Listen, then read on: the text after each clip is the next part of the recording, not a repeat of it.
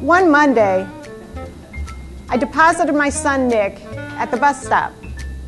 He said, "Mom, can you take me to school?" I said, "Not today, Nick. I've got a haircut before work."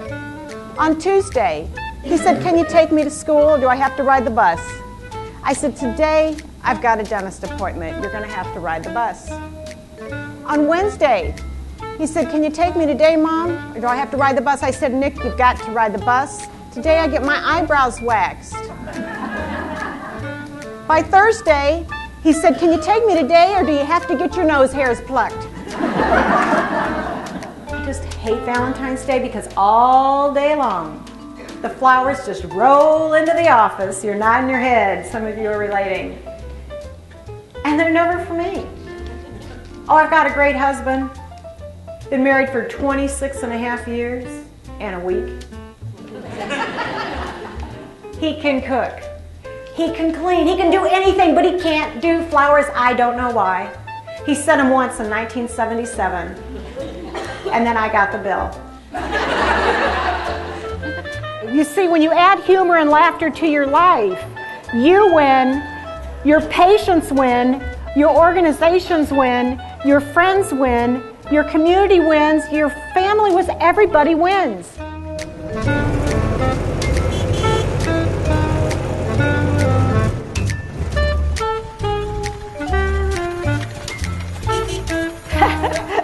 This is my life. This is your life. This is all of our lives. My life isn't any funnier. It's not any busier. It's not any crazier. It's just that I try to look at life a little bit differently, and that's what I hope that you'll come away with today after going through a few of the tips and tools that can help us find and keep more balance in our lives. Do you know what it feels like at home or at work to be overwhelmed? Oh yeah. Oh boy. Do you know what it feels like at home or at work to be overworked?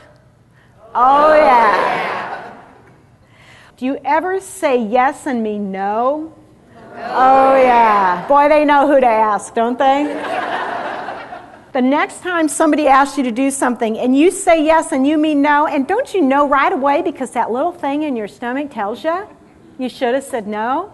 Here's what you do, and you get to practice this too. Is that what I said?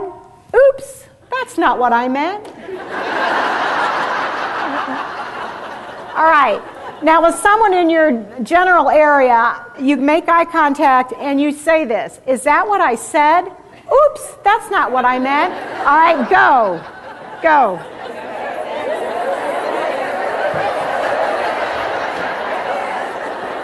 That was good. Now I've got one more you can practice.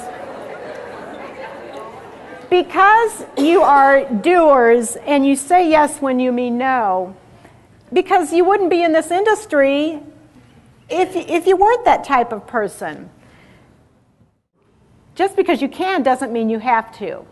And this is something you tell yourself when things are piling on the plate and you feel like you can't do one more thing. But then somebody asks you to do that one more thing. And you're like, but I know I can bake 8 dozen brownies by tomorrow. I know it, and mine are better than anybody's. You say to yourself, just because I can doesn't mean I have to. Practice that once or twice. Just because I can doesn't mean I have to. So simple, so simple. You've entered the Grinner's Circle. It's time for a humor deposit in your chuckle register. Steer through life with laughter with Bobbe White. I've been in banking, as you heard, for over 25 years. That's a long time. You look at your careers, and I'm sure we have many of you with longer careers than mine for sure. I figured I've been in banking for parts of 3 decades, through 3 economic cycles, and then I counted it 1, 2, 3 hair colors.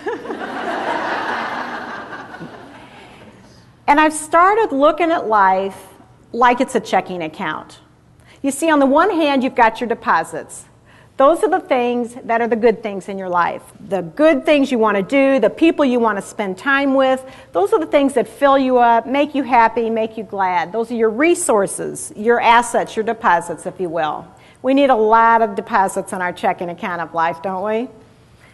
On the other hand, you've got your withdrawals. Those are the things that rob your morale. They steal your energy. They deplete your checking account until you're like emotionally bankrupt. Now, those are the people that you don't want to spend time with, and God, I hope they're not here today with you. Those are maybe the tasks that you don't really enjoy doing, but you have to, or the places that you don't want to go. At the end of a day, or a week, or a year, or a career, or even a lifetime, the goal would be to have more deposits left in your checking account than withdrawals. Now, perfect balance is not realistic, people. So even though I speak about balance, I'm not trying for perfect balance. It's not going to happen. So if we're going to be heavy on one side of the ledger, I say let's be heavy on the deposit side. Well, I've got about 4 tips real quick that I want to share with you on how to get more balance in your account and keep it there in the form of deposits. And the tools that I use, there are many. I use humor and laughter therapy. I like to cash in on the obvious humor all around me, and I'll show you how I do that. I like to laugh at my own expense.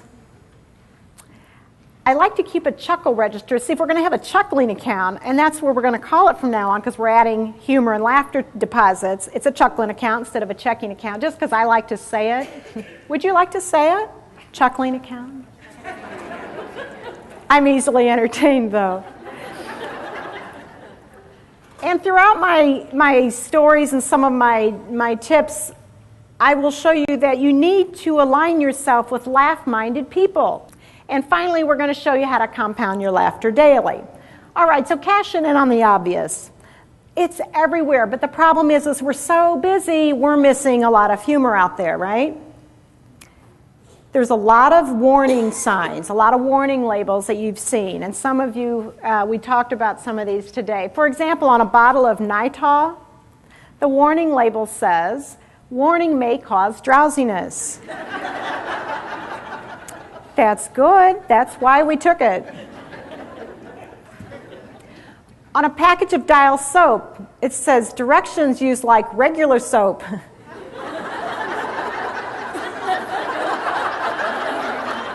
And I'm thinking, how hard is it?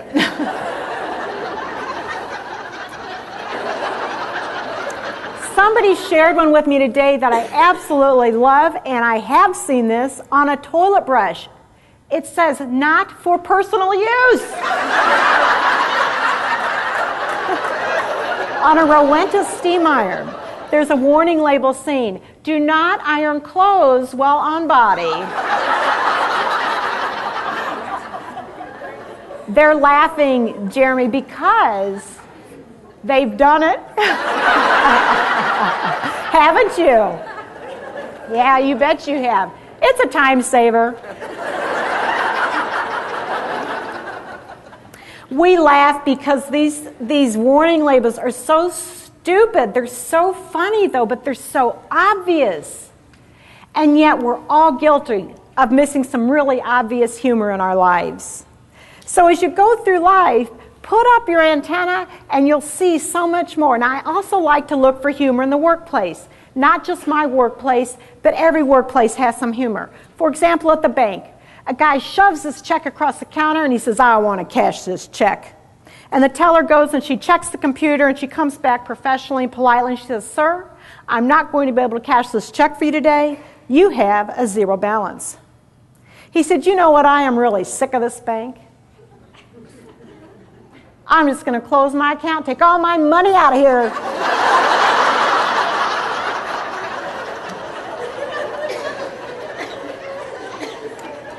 And the teller said, well, sir, you've got to do what you've got to do.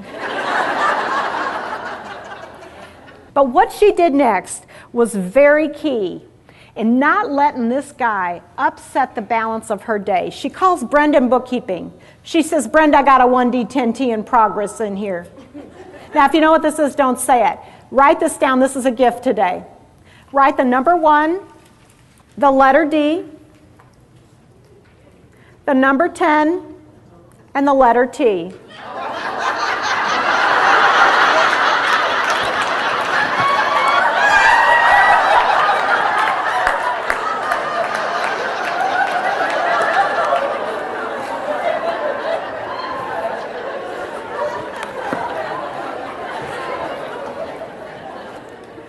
I like little tools like this because nobody gets hurt.